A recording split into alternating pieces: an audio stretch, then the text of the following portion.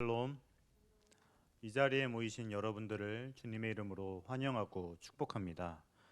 오늘은 빛의 아들이라는 제목으로 하나님 말씀 나누도록 하겠습니다. 지난주에 우리는 바울의 종말론에 대해서 알아보았습니다. 평소 예수님의 재림에 대해 관심이 많았던 데살로니가 교회는 잘못된 종말론을 갖고 있었습니다. 그로 인해 실족하고 슬퍼하고 시험에 빠진 자들도 있었습니다. 이러한 상황에서 바울은 데살로니가 전서를 기록했고 올바른 종말론이 무엇인지에 대해 알려주었습니다. 죽은 상태에서 재림을 맞이하나 살아있는 상태에서 재림을 맞이하나 동일한 구원이 주어지고 주님이 강림하실 때 어떠한 모습으로 오는지도 설명했습니다. 또한 이 강림 때 이루어질 예수님과의 영원한 교제 또한 언급했습니다. 그리고 이러한 종말의 모습은 결국 위로로 귀결됩니다. 즉 바울이 이 종말론에 대해 언급한 것은 데살로니가 성도들을 위로하기 위함이었습니다. 왜냐하면 현재 데살로니가 성도들은 핍박받고 있었기 때문입니다. 그들은 로마 황제가 아닌 예수 그리스도를 주로 섬긴다고 고난당했으며 조롱과 비아냥을 들어야만 했습니다. 그러나 이것은 미래에 있을 예수님의 강림을 생각하면 아무것도 아니게 느껴지게 될 것입니다. 현재 나타난 걱정, 근심, 고난은 이 강림이 주는 위로로 이겨낼 수 있을 것입니다. 그리고 이제 5장 말씀이 시작됩니다. 1절은 형제들아 때와 시기에 관하여는 너희에게 쓸 것이 없음은 이렇게 나옵니다. 4장 후반부부터 시작되었던 예수님의 강림은 5장에서도 계속되고 있습니다. 강림 전에 죽은 이 그리스도인들에 대한 문제는 이제 정리되었습니다. 그런데 이 지난주에 했던 이 이야기를 기억하십니까? 이 데살로니가 교회는 예수님의 강림 시기에 굉장히 집착했습니다. 왜냐하면 이 데살로니가 도시는 카비루스 컬트의 영향을 받고 있었기 때문입니다.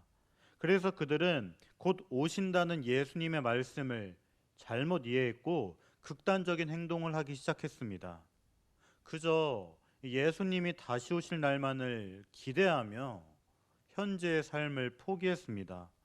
이러한 그들에게 바울은 때와 시기에 관하여는 너희에게 쓸 것이 없다 이렇게 말합니다. 그렇다면 바울은 도대체 왜 이러한 말을 하는 것입니까? 바울은 자기 생각을 말하는 것이 아니라 예수님의 가르침에 대해서 말해주고 있는 것입니다. 마태복음 24장을 보면 감람산에서의 예수님과 제자들의 대화를 볼 수 있습니다. 여기에서 제자들은 조용히 예수님께 다가갔고 주의 임하심과 세상 끝에는 무슨 징조가 있습니까? 이렇게 물어보았습니다. 이때 예수님은 다양한 징조를 말씀해 주셨습니다. 그런데 이 정확한 시기는 도무지 말씀하지 않으셨습니다. 그저 그 날과 그 때는 아무도 모르나니 하늘의 천사들도 아들도 모르고 오직 아버지만 아시느니라 이렇게 말씀하실 뿐이었습니다. 또한 제자들은 사도행전 1장에서도 예수님께 이스라엘 나라의 회복에 대해 물어본 바가 있습니다. 이때도 예수님의 대답은 때와 시기는 아버지께서 자기의 권한에 두셨으니 너희는 알 바가 아니요 이렇게 말씀하실 뿐이었습니다. 예수님의 말씀처럼 정확한 시기는 알 수 없었습니다. 아무리 데살로니가 성도들이 궁금해해도 알려줄 수가 없었습니다. 물론 이 데살로니가 성도들의 마음도 이해는 됩니다. 우리도 이 마음 한구석에는 이 강림의 정확한 날짜를 알고 싶어하는 마음이 있습니다. 그러한 마음들이 모여서 다미 선교회를 만든 것 아니겠습니까? 그러나 성경은 예수님의 강림에 정말 중요한 것은 정확한 시간이 아니라고 말합니다. 예수님의 강림은 다른 강조점에 있습니다. 생각해보면 예수님은 언제 강림하실지 알고 계셨을 것입니다. 아들 하나님이 어떻게 모르실 수 있겠습니까? 삼위가 한 분인 하나님인데 모른다는 것은 말이 안 됩니다. 그런데도 그 날과 그 때에 대한 것은 자신도 모른다고 이야기하였습니다. 사랑하는 성도님들, 사람들은 때와 시기를 알면 더 잘 준비할 수 있으리라 생각합니다. 하지만 성경은 주님 오실 날을 정확하게 알게 되어 강제적으로 뭔가를 준비하는 그러한 준비를 가르치지 않습니다. 예수님이 원하시는 준비는 그러한 준비가 아닙니다. 강림의 날을 정확히 알아서 내일 주님이 오시니까 싫지만 억지로 준비하는 것을 준비라고 말하지 않습니다. 그렇기에 정확한 날짜를 아는가 모르는가는 결정적이지 않습니다. 그리고 2절은 주의 날이 밤에 도둑같이 이를 줄을 너희 자신이 자세히 알기 때문이라 이렇게 말씀하셨습니다. 여기에서 주의 날이라는 개념이 등장합니다. 유대인인 바울에겐 주의 날은 정말 특별한 날입니다. 주의 날이란 여호와의 날로서 구약 선지자들은 여호와가 오셔서 심판하시고 파괴하시는 날로 묘사했습니다. 유대인들은 이날에 이 바벨론과 같은 하나님을 모르는 이방 나라는 심판받고 멸망하리라고 생각했습니다. 게다가 주의 날은 분노의 날, 환난의 날, 고통의 날, 어둡고 깜깜한 날, 용광로 불같은 날, 이렇게 무시무시하게 묘사되어 있습니다. 그런데 이 여호와의 날에는 이방인에 대한 심판도 이루어질 것이지만 구약 선지자들은 그것만 이야기하진 않았습니다. 특히 이 요엘과 스바냐 같은 선지자는 죄악에 빠진 이스라엘도 주의 날을 피하지 못할 것이라고 이야기했습니다. 그래서 여호와께 돌아올 것을 촉구하는 메시지를 볼 수 있습니다. 즉 유대인에게 주의 날이란 구원의 날과 심판의 날 두 모습을 동시에 갖추고 있습니다. 그런데 이러한 주의 날이 예수 그리스도가 강림하는 날로 바뀌었습니다. 여호와의 날이 주 예수님의 오심으로 성취된다는 것입니다. 더 이상 주의 날은 두려움의 날이 아닙니다. 자신을 선민이라 생각했던 이스라엘도 피할 수 없었던 그 주의 날에 그리스도와 연합한 성도들은 안심할 수 있습니다. 왜냐하면 성도들은 주 안에서 의롭다고 칭함을 받았기 때문입니다. 예수님이 강림하실 때 심판받게 될 대상은 오직 죄인밖에 없습니다. 그러나 하나님은 죄인인 우리를 의롭다고 칭하셨습니다. 의인인 성도에겐 하나님의 심판이 피해가고 만유의 주제이신 예수님과의 교제만이 남을 뿐입니다. 그리고 이날은 도둑같이 이를 것입니다. 밤에 도둑이 들 때 정확한 시간을 예고하지 않습니다. 그런데 만약 도둑이 들 것을 알고 있었다면 어떻게 됩니까? 2절을 보면 데살로니가 성도들은 주의 날이 밤에 도둑같이 이를 줄을 자세히 알고 있었다고 말합니다. 그렇다면 차분하게 대처할 것입니다. 한밤중에 도둑이 들었다고 해서 놀라지 않을 것입니다. 주의 날이 갑자기 온다 하더라도 놀라는 사람은 주의 날이 올 줄 몰랐던 사람밖에 없습니다. 그래서 3절은 그들이 평안하다, 안전하다 할 그때에 임신한 여자에게 해산의 고통이 이름과 같이 멸망이 갑자기 그들에게 이르리니 결코 피하지 못하리라. 이렇게 나옵니다. 그들이란 분명 하나님을 모르는 이방인을 지칭합니다.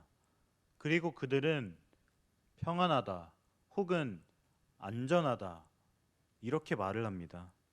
그렇다면 이 말이 데살로니가 성도들에게 어떻게 들렸겠습니까? 알다시피 이 데살로니가란 도시는 굉장히 친로마적이었습니다. 그리고 로마 제국의 이데올로기인 팍스 로마나를 굉장히 중요하게 생각했습니다. 로마는 힘으로 이 세상을 평정하여 평화를 이루었습니다. 또한 도시와 도시 사이에 무역로를 만들었고 군사력의 도움으로 여행도 안전하게 할 수 있었습니다.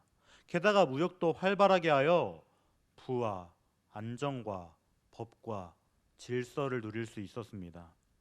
이러한 로마 제국은 속국들과 식민지들에게 너희들이 우리 황제에게 충성을 다하고 세금을 내고 시키는 대로 일만 잘하면 우리 군대들이 너희를 보호하고 너희들은 안전하다.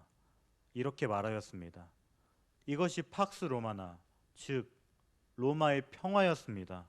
힘으로 얻어진 평화, 압제자가 이룬 평화입니다. 특히 이 데살로니가 도시는 그 혜택을 많이 누렸습니다. 왜냐하면 이 데살로니가 도시는 옥타비아누스와 안토니우스의 편을 들어서 악티움 해전에서 큰 도움을 주었기 때문입니다. 그래서 데살로니가 사람들은 로마의 평화와 이데올로기에 젖어 있었습니다. 자신들은 로마의 힘으로 평안하다, 안전하다 이렇게 생각할 수 있었습니다. 그러나 바울은 그들에게 멸망이 이를 것이라고 말합니다. 이것은 정말 아이러니한 상황입니다. 저는 계속해서 데살로니가 교회가 핍박받는 상황이라고 말씀드린 바 있습니다. 그런데 사실 이 로마라는 제국은 타종교에 굉장히 관대했습니다. 그렇다면 왜 기독교만 그렇게 박해한 것입니까? 바로 로마 황제를 주라 고백하지 않고 예수 그리스도만을 주라고 고백했기 때문입니다. 게다가 이것 때문에 로마 전국에 소란이 벌어졌습니다. 데살로니가 지역을 전도한 사도행전 17장만 봐도 바울 일행을 보며 천하를 어지럽게 하던 사람 이렇게 표현할 정도였습니다. 즉 교회는 팍스 로마나의 위협이 되는 존재였고 교회를 박해하는 것이 로마의 평화를 가져다 준다고 생각했습니다. 어쩌면 이 데살로니가 성도들은 예전에 누렸던 팍스 로마나를 그리워했을지 모릅니다.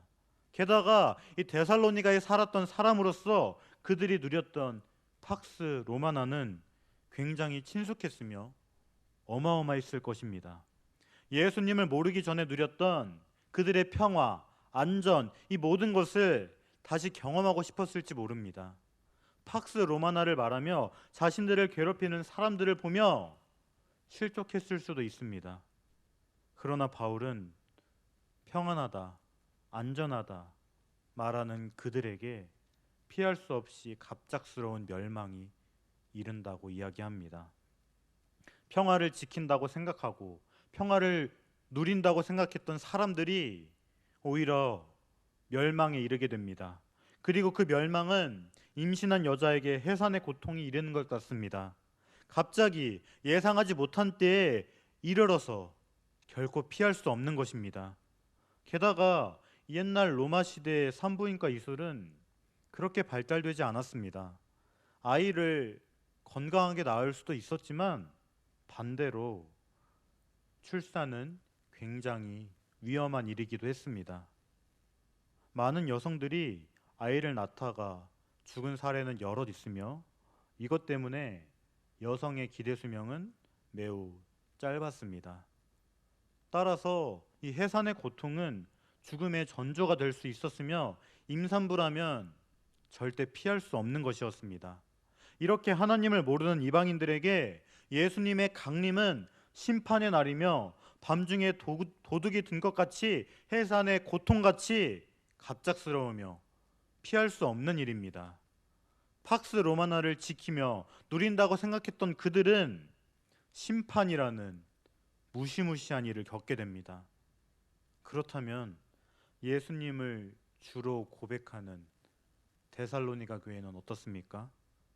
4절은 형제들아 너희는 어둠에 있지 아니하매 그날이 도둑같이 너희에게 임하지 못하리니 이렇게 나옵니다. 오늘 말씀에서 나오진 않지만 4절은 그러나라는 접속사로 시작합니다. 즉 심판받는 사람들과 대조되는 사람들의 이야기를 하고 있습니다. 그리고 그 사람들은 바울의 형제들입니다. 하나님이 양자 삼으시고 주 안에서 한 지체가 된 교회 공동체를 뜻하는 것입니다. 세상 사람들은 갑자기 멸망이 이르면 놀라게 될 것입니다. 하지만 어둠에 있지 않는 그리스도인 형제 자매는 놀라지 않습니다. 정말 대조되는 장면 아닙니까? 팍스 로마나를 지키는 세상 사람들은 평화를 누리지 못합니다. 오히려 팍스 로마나에 위협이 된다고 생각했던 교회가 주의 날에 평화를 누리게 됩니다. 왜냐하면 어둠에 있지 않고 빛 대신 주 안에 있기 때문입니다. 예수 그리스도 안에서 참된 샬롬을 누리게 되는 것입니다. 반대로 어둠에 있는 자들은 하나님에 대해 모르기에 죄에 빠져 있기에 심판받게 됩니다.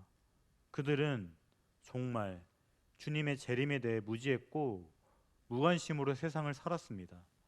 그래서 데살로니가 사람들은 하나님을 대적하는 음란함, 물질 만능주의, 황제 숭배 사상을 추구하며 살았습니다.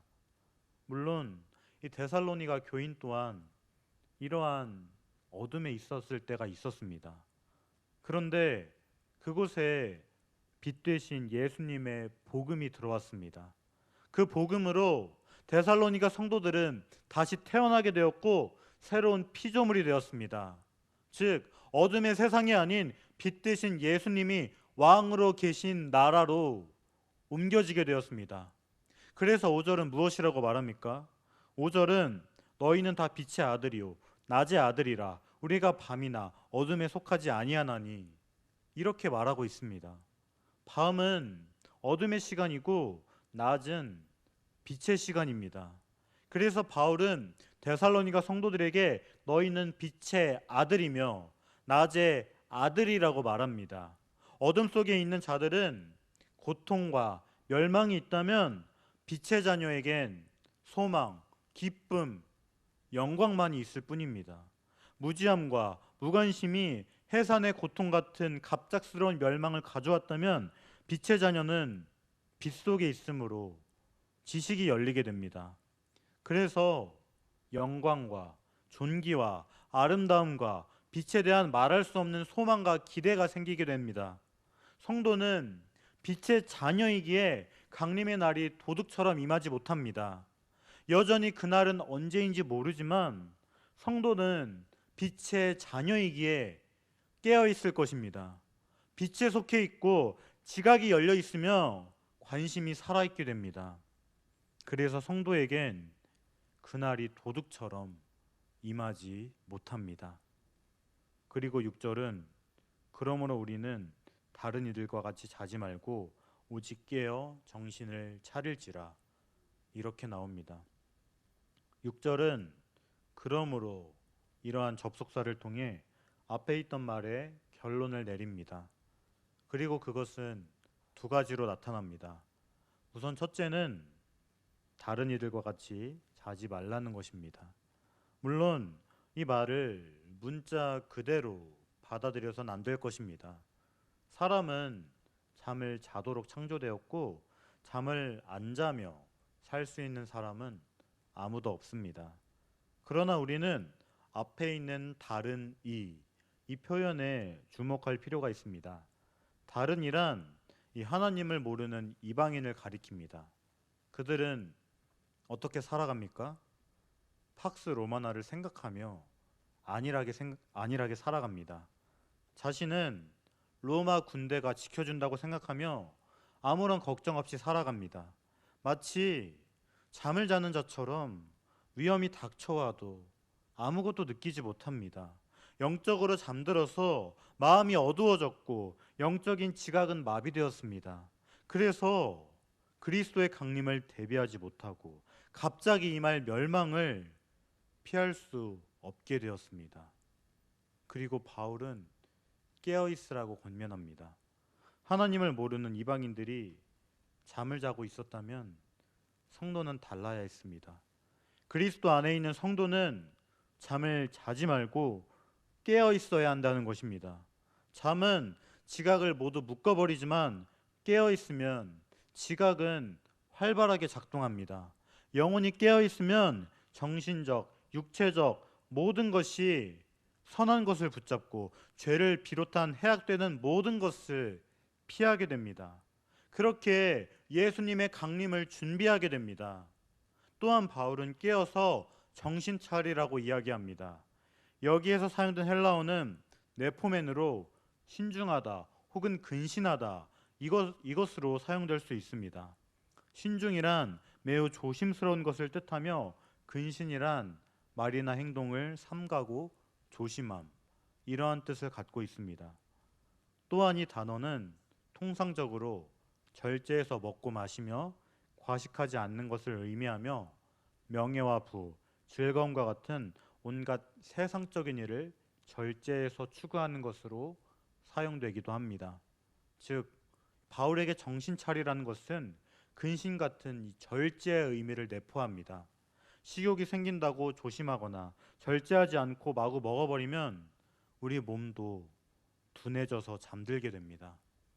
이것과 마찬가지로 절제와 근신 없이는 우리의 영혼이 깨어있을 수 없습니다.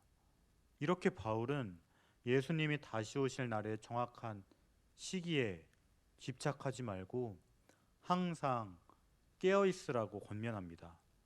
왜냐하면 성도는 어둠에 있지 않는 빛의 자녀이기 때문입니다. 그렇다면 우리는 어떻습니까? 종말이란 주제를 어디에 놓고 있습니까? 잠자는 자처럼 무의식, 무감각의 자리에 놓고 있습니까? 아니면 빛의 아들처럼 깨어서 정신 차려서 의식의 자리에 놓고 있습니까? 사랑하는 성도님들, 우리는 빛의 아들이며 낮의 아들입니다. 우리는 비록 어둠에 있었지만 빛 되신 예수님께서 우리를 건져내셨습니다. 우리는 빛의 영역에서 살아가는 빛의 자녀입니다. 그렇다면 우리는 빛의 자녀답게 살아야 합니다. 항상 예수님의 강림에 대해 의식하고 생각과 사고 속에 강림을 가득 채워야 합니다. 물론 그렇게 사는 것 쉽지 않습니다. 세상은 옛날이나 지금이나 팍스 로마나를 외칩니다. 힘과 능력으로 평화를 이루려 하고, 물질로 평화를 이루려 하고, 권력으로 평화를 이루려 합니다. 치열한 경쟁 사회에서 누구보다 앞서 자신만의 평화를 이루려 합니다. 우리는 이러한 세상을 살아가기 위해 몸부림치고 수많은 상황을 경험하게 되며 그러한 세상의 가치관에 영향을 받게 됩니다. 그래서 우리의 관심사는 자연스럽게 힘, 능력, 재물, 물질, 권력, 영광, 쾌락으로 가게 됩니다. 누구보다 앞서가는 방법, 돈을 쉽게 버는 방법, 더 자극적인 쾌락을 느낄 방법이 주된 관심사가 되어버립니다. 그러다가 이 세상이 주는 안정과 평안을 추구하게 됩니다. 이것을 위해 정신없이 세상을 살아가며 예수님의 강림에 대해서는 생각하지 않게 됩니다. 집도 사고 땅도 사는 물질적 풍요를 누리면서 세상이 주는 쾌락을 탐닉하면서 예수님의 강림은 점점 멀어지게 됩니다. 그러나 사랑하는 성도님들, 우리에게 평안과 안전을 약속하는 이 세상의 메시지에 속아서는 안 됩니다. 세상이 말하는 평화와 안전은 우리에게 절대로 평화와 안전을 가져다 줄 수 없습니다. 오직 평화의 왕이신 예수님만이 우리에게 평안을 가져다 줍니다. 그렇다면 우리는 예수님의 재림과 이 땅의 마지막 순간이 있다는 사실을 항상 우리의 마음속에 두어야 합니다. 절대 한순간도 예수님의 강림을 배제하거나 우리의 관심으로부터 떠나게 하지 말아야 합니다. 늘 그 일이 가장 주된 자리에 있어서 자지 않고 깨어 있도록 해야 합니다. 사랑하는 성도님들, 이렇게 사는 것 정말 힘들다는 것 저도 알고 있습니다. 저 또한 이 말씀 앞에서 종말론적인 신앙생활을 하고 있다고 자신 있게 말할 수 없습니다. 그러나 저번 주에 했던 강림의 모습을 기억하십니까? 예수님이 강림하실 때 무슨 일이 일어납니까? 바로 예수 그리스도와의 영원한 교제가 시작됩니다. 그리고 그 예수님은 우리가 사랑하며 사랑한다고 고백하는 분입니다. 우리가 예수님을 왜 기다립니까? 바로 사랑하기 때문입니다. 우리가 예수님을 사랑한다면 예수님이 강림하실 그날에 대해 아무런 의식과 감각이 없는 상태로 살 수 없습니다. 왜냐하면 우리에겐 그날이 두렵고 떨리는 날이 아니라 빛의 자녀로서 맡게 되는 최고로 사랑과 영광이 넘치는 날이기 때문입니다. 우리 인생에서 최고의 기쁨과 행복의 절정을 맞이하는 순간이 바로 예수님의 얼굴을 마주하여 보는 것입니다. 이것은 세상의 어떠한 경험과도 비교할 수 없습니다. 세상이 아무리 힘들더라도, 세상이 달콤한 유혹으로 우리를 혼미하게 만들어도 우리는 예수님의 강림을 기대할 수 있습니다. 왜냐하면 우리는 세상보다 예수님을 더 사랑하기 때문입니다. 우리에게 예수님을 사랑하는 마음이 있다면 빛의 자녀로서 종말론적인 삶을 살 수 있습니다. 예수님과 다시 만나는 그날을 기대하고 기다릴 수 있습니다. 우리는 진심으로 주님 속히 와주세요, 이렇게 기도할 수 있습니다. 사랑하는 성도님들, 우리는 마음을 이쪽에도 뺏기고 저쪽에도 뺏기며 살아갑니다. 그러나 다시 오실 주님 앞에 마음의 중심을 드려야 합니다. 그날이 언제인지는 모르지만 언제라도 오실 때 사랑의 마음을 들여서 예수님을 만나는 감격이 조금이라도 쇠하지 않게 해야 합니다. 우리는 갑작스러운 멸망의 고통을 받는 것이 아닙니다. 빛의 자녀로서 형용할 수 없는 기쁨과 영광을 누리게 됩니다. 그것을 이루실 사랑하는 예수님을 기다리고 기대하는 것, 그것이 바로 오늘 말씀에 나타난 성도의 삶입니다. 오늘 말씀을 기억하시며 살아가시기 바랍니다. 그래서 빛의 자녀답게 예수님의 강림을 깨어서 기다리는 성도님들이 되기를 주님의 이름으로 간절히 소망합니다. 이 시간 말씀을 놓고 기도하겠습니다.